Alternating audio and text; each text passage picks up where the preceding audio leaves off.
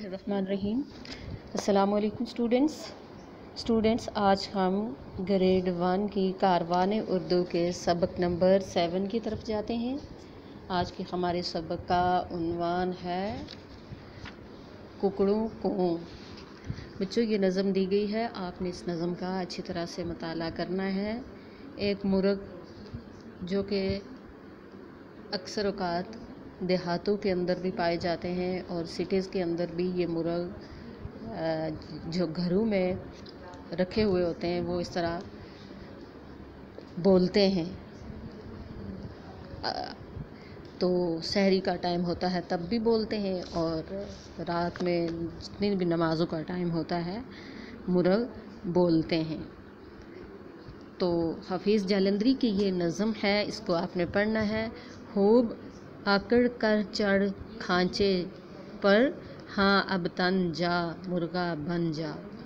खोल परों को खोल मेरे मुर्गे, बोल मेरे मुर्गे कुकड़ों को। ले अब गर्दन खूब गई तन, सर को झुका दे दुम को उठा दे।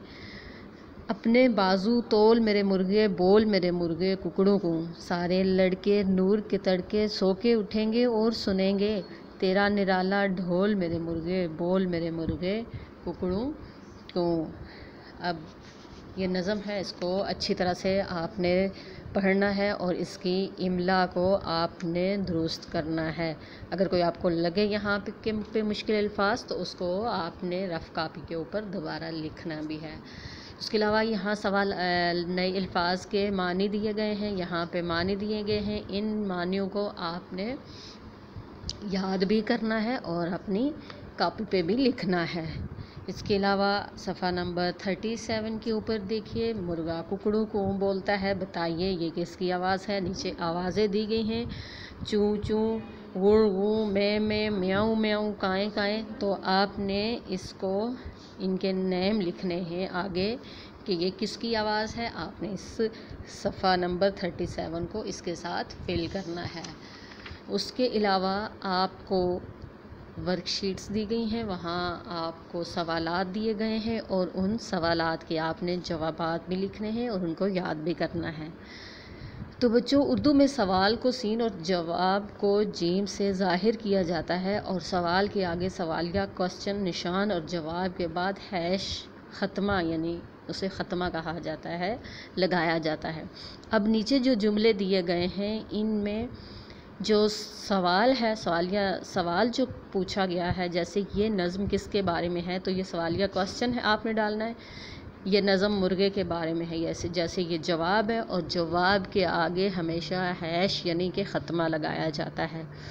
इसी तरह आपने सवालात और जवाबात के आगे उनके आंसर देने हैं इस पेज के ऊपर। इसके अलावा अगले सफ़े पे भी आपको ऐसे ही ये कंटिन्यू रखना है और आपने इस बुक के ऊपर इसको फिल करना है। इसके अलावा आपको नीचे जुमलों अल्फाज के जुमले बनाने बताए गए हैं और आपको क्या कौन कब कहाँ के छोटे छोटे जुमले दिए गए हैं। आपने जवाबी शीट के ऊपर भी इनके जुमले बनाने हैं और इसको आपने यहाँ बुक के ऊपर भी मुकम्मल करना है। ये था आज आपका सबक। अपनी राइटिंग का बहुत ख्याल रखना, बहुत खूबसूरत लिखाई होनी चाहिए और 1 फिंगर स्पेस के साथ लिखना है और जब आप लिख चुकेंगे तो आपने उसको ज़बानी याद भी करना है। अगले सबक के साथ फिर मिलेंगे। अल्लाह हाफिज़।